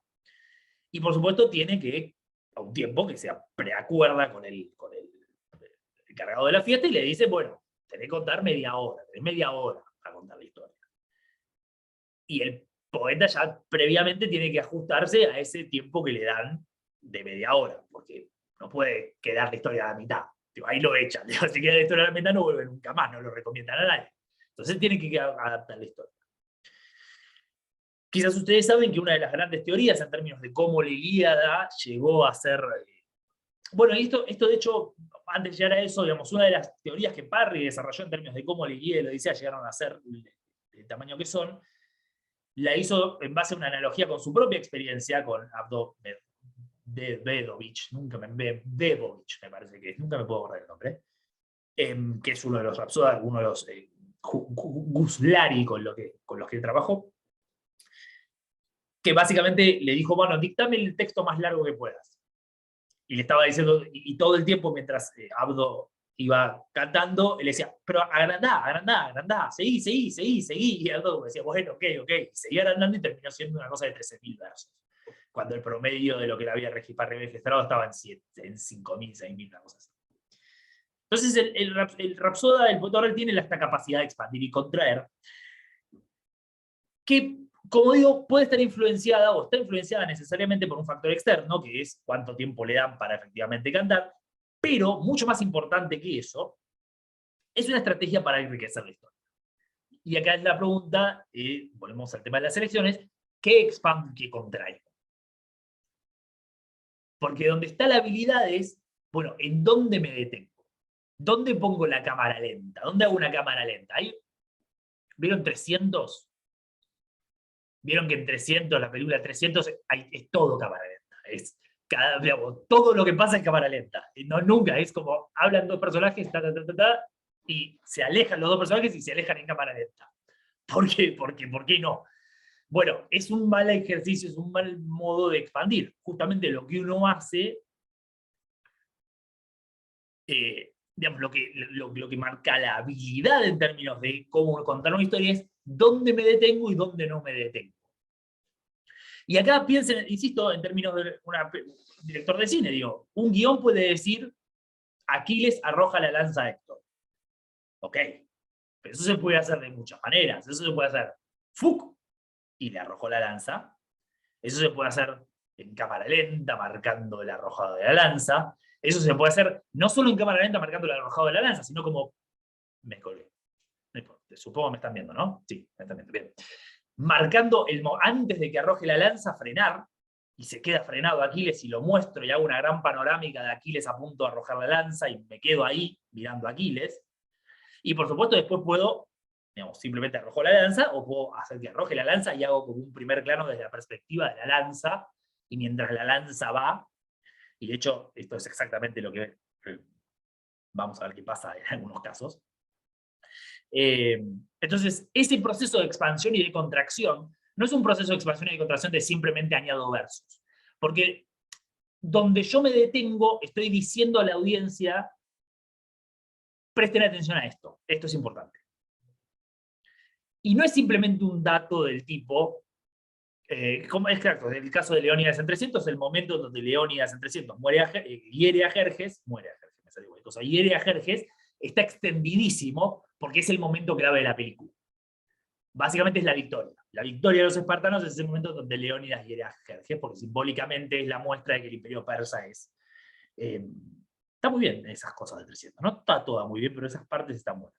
Digamos, simbólicamente la herida de Jerjes que produce Leónidas es el símbolo de que el imperio persa en realidad no es invulnerable y puede ser vencido. Entonces la película se detiene ahí mucho tiempo. Quizás hasta demasiado, pero bueno.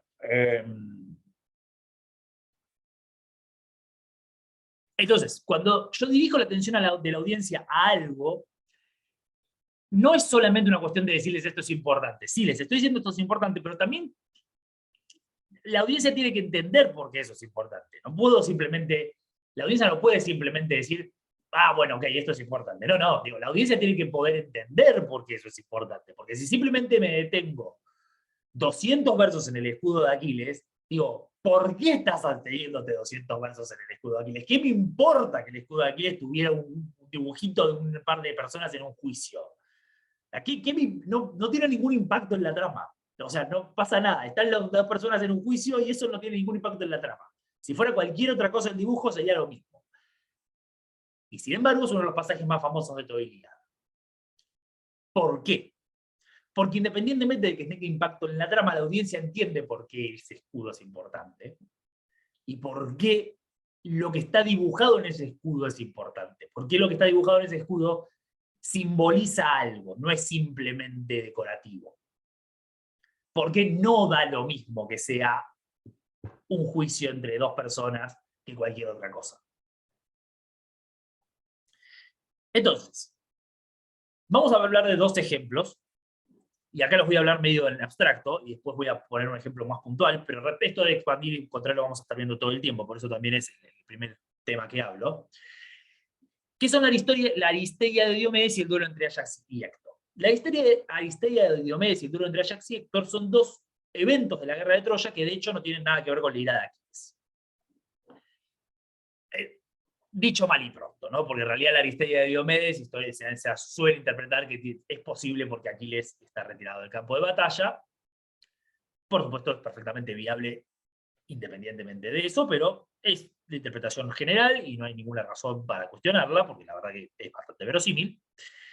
Y por supuesto el duelo entre Ajax y Héctor necesita necesariamente, perdón por la guariatio, que Aquiles no esté. ¿Por qué Ajax lucharía con Héctor si Aquiles está disponible para luchar con Héctor? Sería un poco inteligente en términos estratégicos.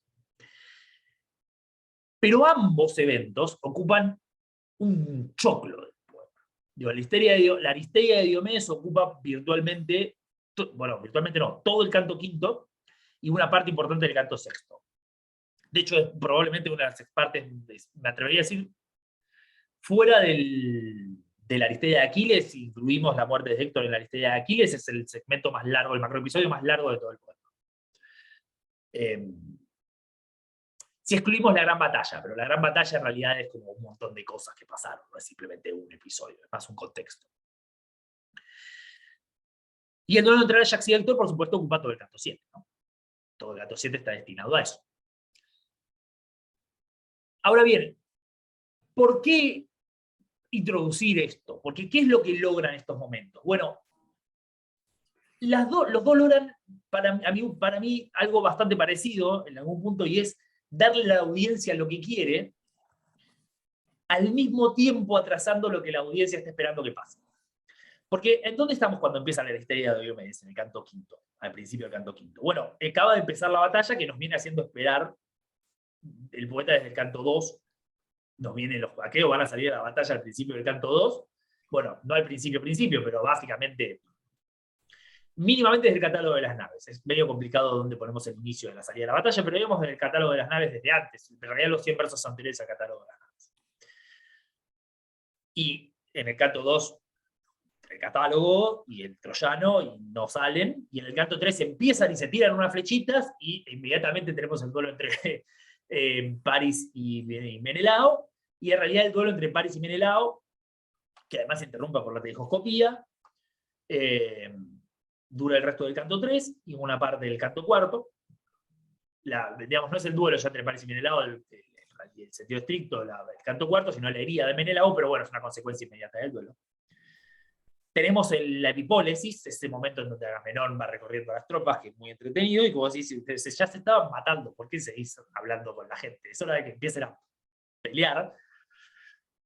Y los últimos 100 versos del canto cuarto, efectivamente, hay lucha. Y vamos a ver una parte, de hecho, de esa lucha. Pero en el canto quinto, todo esto se interrumpe y todo el foco se coloca en Diomedes.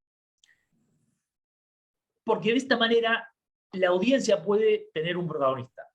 Lo que le da a la audiencia la Aristeia de Diomedes, que podría haberse sido narrada perfectamente en 100 versos, como muchas otras Aristeias en el poema. La de Agamenón, por ejemplo, es muchísimo más corta, así de más lejos. La de Teucro dura 20 versos. Odiseo tiene una con los licios, de hecho, también en el propio canto quinto. Contra los licios, no con los licios. Batalicios. Pero la audiencia viene flotando emocionalmente entre un montón de personajes a lo largo de los cantos 1, 2, 3 y 4, sobre todo 2, 3 y 4. Y en el canto quinto el Rapsoda les da a alguien de quien agarrarse, que es Diomedes.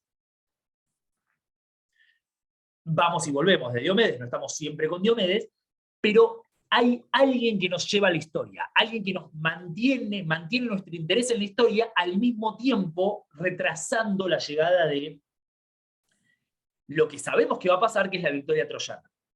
Lo que explica también por qué es importante expandir la Aristeia de Diomedes. Porque la Aristeia de Diomedes nos dice algo que nosotros de otra manera no hubiéramos visto, y este es el show don't tell, que es cómo los aqueos son mejores que los troyanos. Por eso lo sabemos. Eso no hay ninguna duda, lo dicen todos. Los troyanos mismos nos lo dicen, los griegos nos lo dicen, los dioses lo dicen, lo dicen todos. Los griegos son mejores que los troyanos. Fin. Y podemos demostrarlo estadísticamente, además, incluso lo pueden encontrar.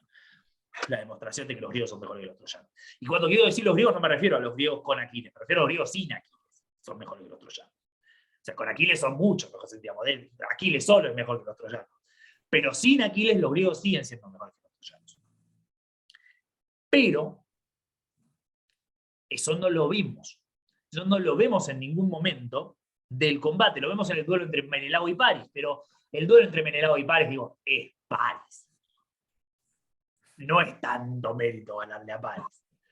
Entonces, no es tan claro de duro, y sobre todo cuando está Héctor ahí dando vueltas. Pero cuando Diomedes efectivamente entra en la historia y a Héctor mismo decide no pelear con él, porque a ver si me mata, vemos clarísimamente que los griegos son mejores que los troyanos. Y ese es el marco en donde nosotros vamos a ver todo lo que pasa después. ¿Y qué es lo que pasa después de la Aristeia de Diomedes? Y Diomedes se diluye casi por completo después de su Aristeia. Eso es muy importante. El duelo entre Ajax y Héctor. ¿Y qué es lo que vemos en el duelo entre Ajax y Héctor? Que es el segundo gran episodio expandido que tenemos. Que los griegos no son tan mejores que los troyanos cuando Héctor está bien puesto. Porque Ajax es el mejor de los griegos. Eso ya nos lo dijo el poeta del Canto 2. Es el mejor de los griegos. Después de Aquiles. Y cuando Ajax y Héctor pelean, están muy parejos. Tan parejos que empatan, de hecho. Y en el Canto 8 finalmente nos da lo que esperábamos que pasara. Digamos, se acaban los episodios intermedios, estos episodios expandidos, que suelen pensarse como episodios retrospectivos, y los troyanos empiezan a llevar puestos a los aqueos. Y tenemos la Aristeia de Héctor, justamente. Entonces, estas expansiones, esta expansión de episodios que no tienen que ver con la historia principal en sentido estricto, sirven para mostrarle a la audiencia algo que si solo lo dijera, sería mucho más breve, pero no tendría el mismo impacto emocional que si lo muestro por completo.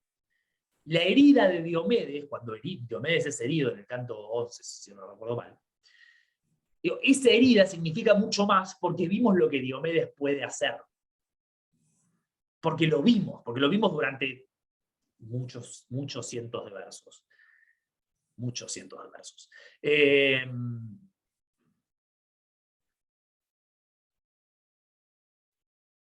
Pero por supuesto hay un uso de esta técnica a nivel micro también.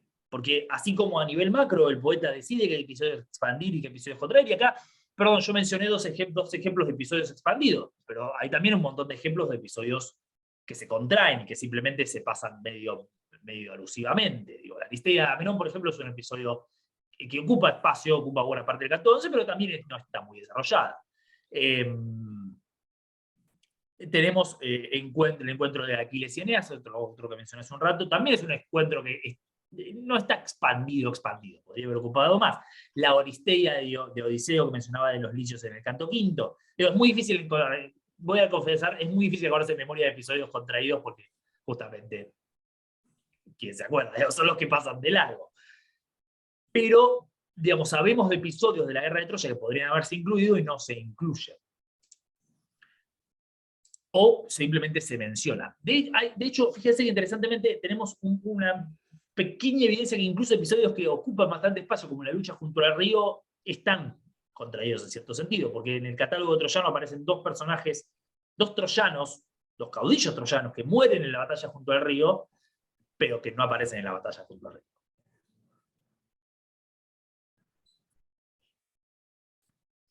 O sea que hay una versión más larga de la batalla junto al río. Y de hecho, si lo piensan, no sería tan absurdo. Digo, imagínense que en vez de tener yo no recuerdo mal, 200, 300 versos que tiene la batalla junto al río, tuviera 600. Digo, no es irracional. El Canto V tiene 900 versos. Perfectamente podría haberse extendido 300 versos más contando cómo Aquiles mata a troyanos. Pero no lo hace. Y no lo hace porque justamente donde decide expandir y contraer es decide expandir y contraer de manera tal de mantener la atención de la audiencia en lo importante. Y acá les voy a poner un ejemplo que es bastante pavote, pero me parece que no por pavote deja de ser ilustrativo.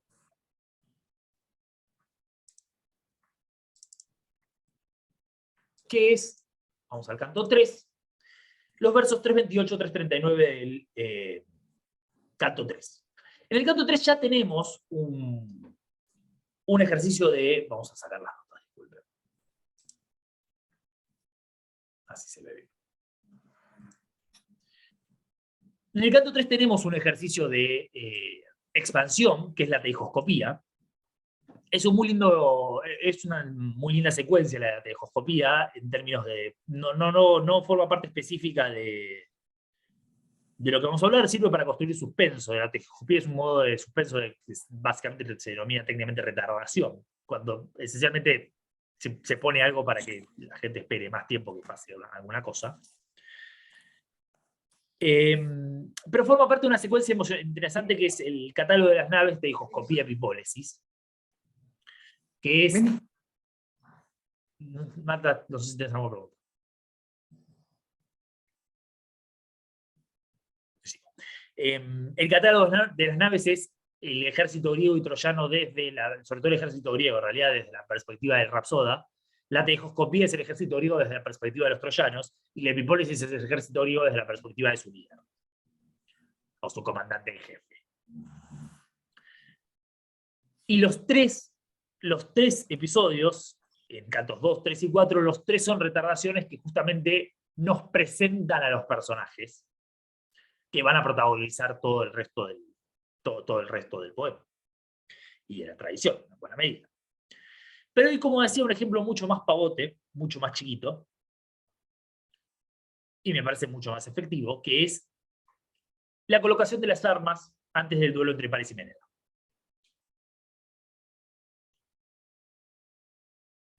Los versos 328, 339, ¿no? Ya se hizo el sorteo, Paris va a hacer su lanzada, los aqueos se sientan, y va a empezar el duelo, pero para empezar el duelo se tienen que equipar, porque se sacaron todas las armas antes de que empezara el duelo. Entonces el poeta nos dice, básicamente, mientras Autar 328, mientras los aqueos se sentaban, ¿no? Y los troyanos, él en torno a los hombros se puso las bellas armas, el divino Alejandro, esposo de Helena de bellos cabellos. Primero sobre las canillas se colocó las grebas bellas, ajustadas con tobilleras de plata. En segundo lugar la coraza se puso en el pecho, la de su hermano Licaón, y se la ajustó a sí mismo. Y en los hombros claros se colgó la espada con clavos de plata, broncínea, y luego el grande y macizo escudo. Y sobre la fuerte cabeza colocó el bien fabricado yelmo, crinado, y tremendamente desde la punta se inclinaba el penacho. Y tomó una firme pica que se le ajustaba a las manos. Y así, del mismo modo, el belicoso Menelao se puso las armas. Bueno, es bastante obvio lo que estoy apuntando, ¿no? Fíjense que tenemos con la escena de colocación de las armas de Paris, una escena de un tema típico. Y esto es lo que observábamos, esto es básicamente unas cosas que el amigo Abdo hacía para expandir, que era introducir un montón de temas típicos desarrollados. Este tema típico es tan típico que, de hecho, disculpen, voy a consultar las notas.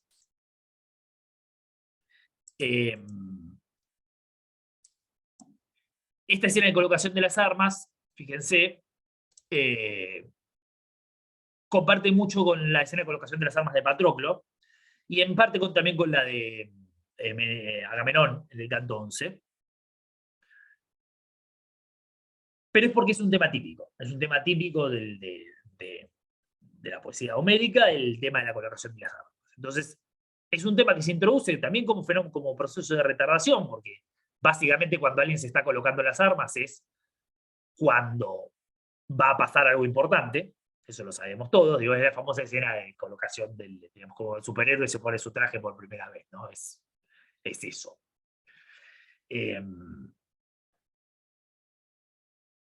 Pero, digamos, simplemente nos hace esperar un tiempo por qué es lo que va a pasar. Entonces acá tenemos toda la escena de colocación de las armas, que podría no haber estado, no es que tenga que estar necesariamente, podría no haber estado. De hecho, en el canto 7, con el duelo entre Ajax y Héctor, no está desarrollada. Si yo lo recuerdo mal. Quizás estoy siendo pavada, pero estoy bastante seguro que no está. Pero, cuando termina la escena de colocación de las armas de París, dice, y así del mismo modo, el belicoso Menelao se puso las armas. Y a Menelao le dedica un solo verso. Porque tenía que decir que Menelao se puso las armas, porque si no... Pero acaba de describir la de París. Entonces, yo no puedo mantener tu atención describiendo 2 veces exactamente lo mismo. Y acá, si lo pensamos en términos de lo que sería el recurso cinematográfico, lo vemos claramente. Imagínense estas 3 versiones de esta escena grabada. La primera es, muestro cómo se colocan las armas París, muestro cómo se colocan las armas Menelao. La segunda es, muestro en escena partida cómo se colocan las armas cada uno. Y la tercera es, muestro cómo se colocan las armas París, y cuando ya tiene las armas colocadas, lo hago ir al lugar del duelo y veo a Menelao acercarse con las armas puestas, o, imagínense, porque yo lo haría así, a Menelao ajustándose una... ¿cómo se llama la de los brazos? No me puedo acordar. El protector del antebrazo. Que no me puedo acordar cómo se llama. Que de hecho los guerreros homéricos no usan, pero no importa. Simplemente es Hollywood, así que déjenme el margen de acción. Entonces, al mostrar a Menelao acercándose al lugar del duelo, ajustándose una parte de su armadura, quizás acomodándose o el escudo, ¿verdad? Muestro que Menelao también se acaba de armar. Pero lo muestro en una línea, lo muestro en un gesto, y no pierdo tiempo mostrando los dos. La primera versión no lo haría nadie. Ningún director en su sano juicio pondría una escena de colocación de las armas después de otra escena de colocación de armas. Sería una locura. Y en cualquier, hablando de la edición, cualquier editor volaría esa segunda, la volaría. Porque sería ridículo. La segunda es posible, personalmente me parece medio una berretada. Pero, digo, naturalmente eso puede pasar en cine. En literatura no puede haber escena cortada, ¿no? Porque, como dice Borges, el lenguaje es continuo. La tercera es la mejor opción, clarísima. La mejor opción es mostrar a uno de los dos guerreros armándose y no mostrar al otro armándose. No porque uno sea más importante que el otro, sino porque da lo mismo. Porque con mostrar a uno ya mostré a los dos. Por supuesto, la elección de París en este caso no es arbitraria. La idea de mostrar colocación de las armas de París no es arbitraria, en parte por una cuestión práctica, y es que París no estaba armado como para un duelo, y en parte porque justamente nos sube el precio de París justo antes de que empiece el duelo, que es lo que necesitamos para que el duelo tenga algún grado de tensión, porque si no, básicamente, este tipo no tiene ninguna chance contra Menelao. Al mostrar la colocación de las armas, es el superhéroe, como decía, es el superhéroe poniéndose el traje de superhéroe. Digo, a ninguno de nosotros se le ocurriría que el superhéroe poniéndose el traje de superhéroe, lo primero que va a pasar es que lo van a matar. Se ha hecho muchas veces como parodia o como recurso de traición a las expectativas, que pasa eso exactamente. La primera vez que el superhéroe sale piensa que va a romper todo y termina haciéndole muy mal. Bueno, pero justamente ese es exactamente el mismo recurso que está usando. París se coloca en las armas pareciendo que va a hacer un gran papel en el duelo porque está todo equipado y Menelao se lo lleva puesto.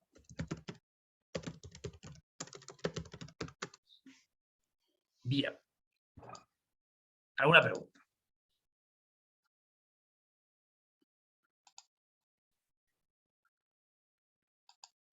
Ahora ya no sé cómo vamos de tiempo, voy a serle sincero.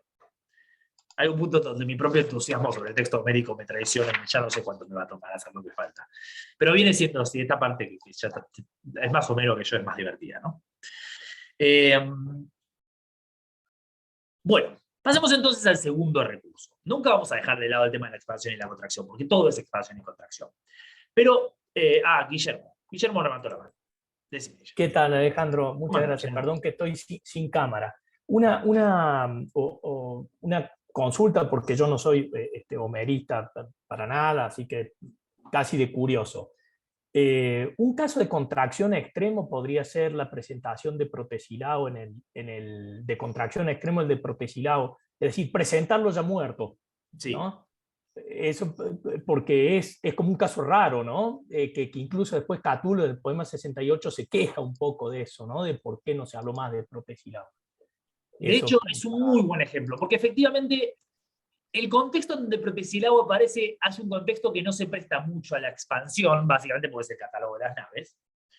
Entonces hubiera sido raro dedicarle 50 versos a Protesilao.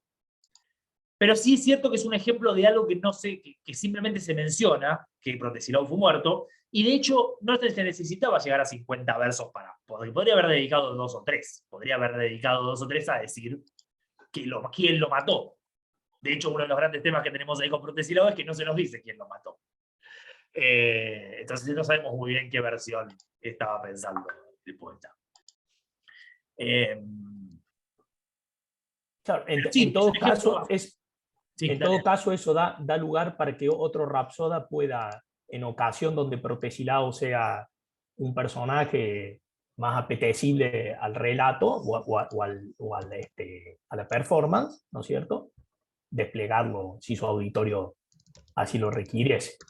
Bueno, es que ahí está el punto de que Protesilao está en la tradición.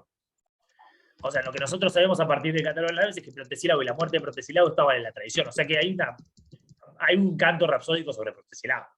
Hay todo un canto rapsódico sobre Protesilao muriendo. Se podría dedicarle una noche, contate la de Protesilao. Sería muy aburrida.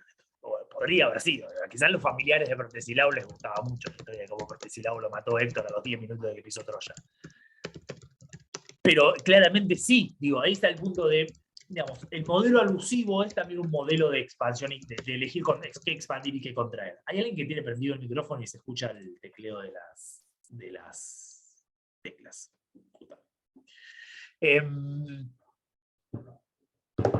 Bien, eso decía. Bueno, Protesilao, la historia de Protesilao, pero no solo la historia de Protesilao, digamos, cualquier personaje referido. Digo, la historia de Licaón. La historia de Licaón en el canto 21, cuando se nos cuenta cómo Aquiles, olvídense de Licaón, porque la de Licaón nos la cuenta, la de Troilo. Troilo, Príamo lo menciona explícitamente cómo Aquiles mató a Troilo. Y la historia de Troilo, en el canto 24 lo menciona. La historia de Troilo fue recontra popular después. Digamos, Troilo, es una historia recontra urta, archi recontra popular. Pero en Ilíada es un nombre y ninguna otra cosa. Pasa así, Troilo. Y todos sabemos quién es Troilo, porque claramente está presuponiendo quién es Troilo. Ahora, y esto es interesante, ¿cuántos de ustedes se acuerdan a quién menciona junto con Troilo? Y no digan Héctor, porque sí, claramente Héctor, al otro.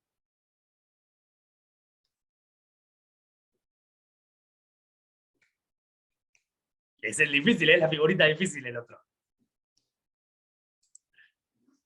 ¿No? Ninguno. A Méstor. Méstor es otro hijo de Aquiles, perdón, de Príamo, otro hijo de Príamo, mucho menos conocido que Troilo y mucho menos famoso, que también tenía su historia de cómo Aquiles lo mataba. Y que está aludida en el escuela. La verdad que no me acuerdo exactamente ahora, pero básicamente Aquiles lo persigue y lo mata. Es muy parecido a lo que le pasa a Troilo. Creo que Méstor se refugia en un templo de Apolo. Y el tema es que en la tradición eso estaba. Entonces el poeta siempre tiene el margen para expandir sobre eso. El tema es ¿por qué no lo hace? Bueno, porque cuando menciona a Troilo y Méstor, si se hubiera detenido en contar qué le pasa a Troilo y Méstor, sería lo más anticlimático del mundo. Pero está Príamo diciendo que mataron a todos los hijos. Ponerse a contar cómo los mataron hubiera sido un poco ridículo. Y de vuelta, esto es un error de guión bastante estándar en un montón de películas. Esta cuestión de introducir algo que la audiencia no necesita saber en ese momento simplemente para pensar que la audiencia tiene que saberlo. Eso es algo que es un vicio de guionista muy típico.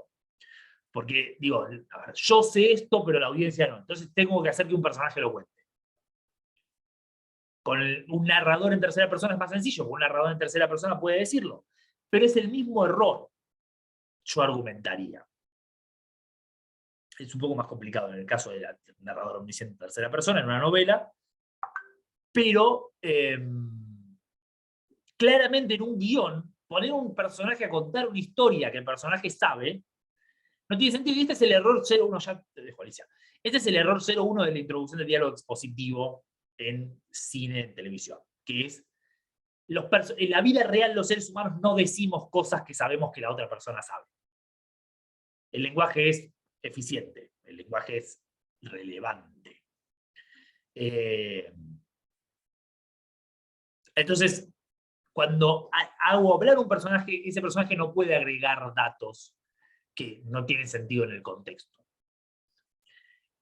Y fíjense que el narrador homérico hace esto incluso cuando habla en tercera persona, y que es el caso justamente de Protesílabo. Porque contar la historia de Protesílabo en el catálogo de las naves no cumple ninguna función. Pero sí hay que decir que está muerto. Porque cuando yo estoy haciendo el relevo de líderes, tengo que decir que el líder, que Protesílabo, que era el líder de su contingente, murió y que lo está dirigiendo otro, porque digo, es como parte de la información básica que estoy transmitiendo. Lindo detalle que de hecho solamente 2 de los líderes del catálogo de las naves están muertos. Con lo cual les estaba yendo bastante bien a los amigos para hacer el 9º año de la guerra. Alice. No, yo ya medio me olvidé porque me voy con vos, pero pensaba que en el caso de las alusiones tan sintéticas, en las cuales es maestro Homero, como en todo, también hay un ocultamiento de cosas, ¿no? Hay una elección de, bueno, yo lo tengo que nombrar a Protesílabo o a Troilo, pero no tengo que agregar ningún detalle que empañe ciertas figuras heroicas muy comprometidas con los casos. Entonces, creo que eso es una de las claves de la selección homérica, ¿no? El hecho de limpiar sus personajes, heroizarlos, etcétera, etcétera, pero sin dejar de aludir de alguna manera a que hubo historias que él no cuenta porque no son pertinentes, pero que sucedieron. Y que bueno, que otro se encargará de contar, ¿no? Pero creo que hay ahí un nivel de autocensura, de autocontrol narrativo muy fuerte. Muy Bueno, fuerte. hay 2 lindos ejemplos de eso. Bueno, un ejemplo que es típico, que se repite mucho, es el tema de los factores mágicos y maravillosos, ¿no? En Ilíada, tanto en Ilíada como Odisea está, que Odisea es todo un logro, porque básicamente todo es una cosa de monstruos, está muy reducida el impacto de lo mágico y lo maravilloso. En Ilíada particularmente porque las condiciones lo permiten mucho más. Pero Quirón prácticamente no se menciona, y Fénix es el gran tutor de Aquiles.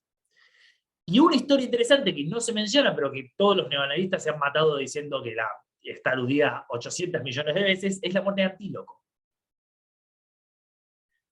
Y el poeta tenía chance para decir que Antíloco se iba a morir, porque dice que un montón de gente se va a morir. Pero nunca lo dice. Nunca dice que Antíloco se va a morir y cómo se va a morir. Entonces hay toda una serie de cosas que le pasan a Antíloco en Ilíada que siempre se ha visto como, bueno, esto está haciendo alusión a la muerte de Antíloco. Y la audiencia lo sabría.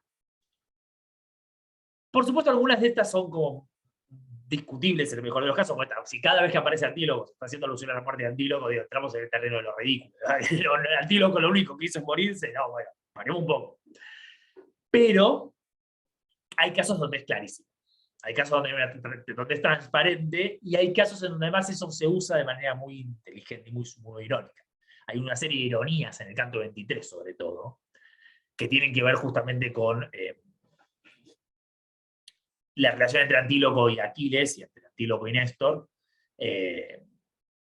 y esta idea de la amistad y el amor que Aquiles tiene por Antíloco, y que termina matándolo, ¿no? Porque, digo, Aquiles, no, Antíloco lo mata el amor por su padre, a Aquiles lo que termina matándolo es el amor por Antíloco. Porque ustedes saben que, digamos, Aquiles se vuelve loco y trata de tomar Troya por la muerte de Antíloco. Y ahí lo mata Apolo, digo, para macho. Bien. ¿Alguna pregunta más? Sí, yo quería decir que por ahí también a mí se me ocurre pensar siempre que hay cosas que el sistema homérico tira, por así decir, a la bolsa de la Odisea. Entonces, en realidad, la muerte de Antíloco se vivencia más, digamos, uno se entera a fondo cuando llega a la Odisea, ¿no? Y eso me parece que pasa también con muchas alusiones que después se van aclarando, ¿no? Bueno, eso también tiene que ver con, eso depende mucho, ahí ya no es un problema teórico, para un problema teórico, hay una ley, creo que es un alemán, yo Sí, no me acuerdo. sí, sí, no me acuerdo. Sí, bueno, hay una ley que no es una ley bajo ningún concepto y es mentira, Sí. que es que lo que narra Ilíada, no sé, que Ilíada y Odisea no se Sí. superponen en nada. Digamos, que lo que se Sí. narra en Ilíada no se narra en Odisea. Y básicamente sobre eso armó su teoría Nagy, o la teoría evolutiva de Nagy se basa en el principio de que son dos tradiciones que cubren cosas totalmente distintas. Ujú, ujú.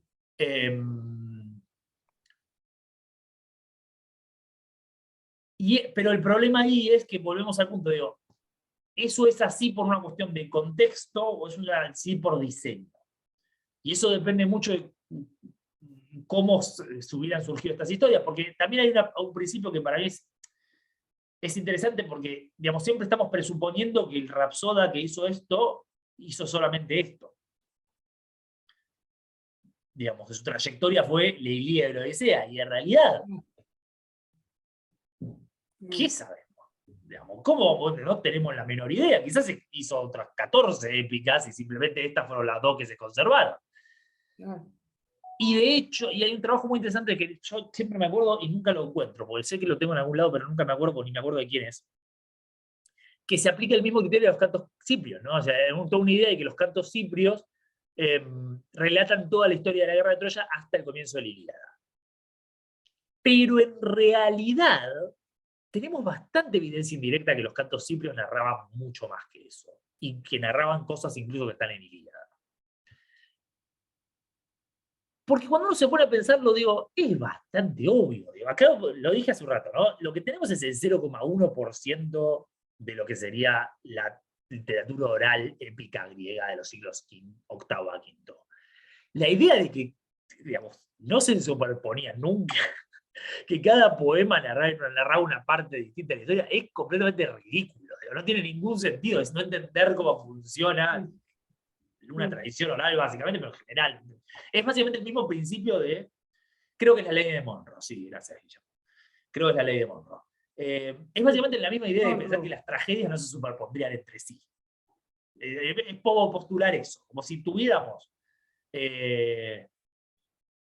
una tragedia de Sófocles que cuenta la de Edipo y otra tragedia de Eurípides que cuenta Antígona, y decir que nunca se cruzaba, nunca había superposición del personaje de Antígona con Edipo, de la superposición del personaje de Edipo en una tragedia sobre Layo o lo que sea. Pero claramente no es así. El background mitológico, el background tradicional era una cosa de la que podía tomar cada uno el pedazo que quisiera, y así como podría haber una épica de Protesilao que contaba la aventura de Protesilao, podría haber una épica de Protesilao incluida en una épica sobre el comienzo de la guerra de Troya o sobre la guerra de Troya en general. Pero de vuelta, siempre para mí es importante recordar que la ausencia de evidencia no es evidencia de ausencia, pero al mismo tiempo la ausencia de evidencia no es algo que podamos ignorar. No podemos asumir que lo que tenemos es un ejemplo de lo que había. Claro. Y acá, un ejemplo bastante, me parece contundente en este sentido, es el caso de la epigramática. Y en general ha pasado con muchas cosas que se han descubierto, ¿no?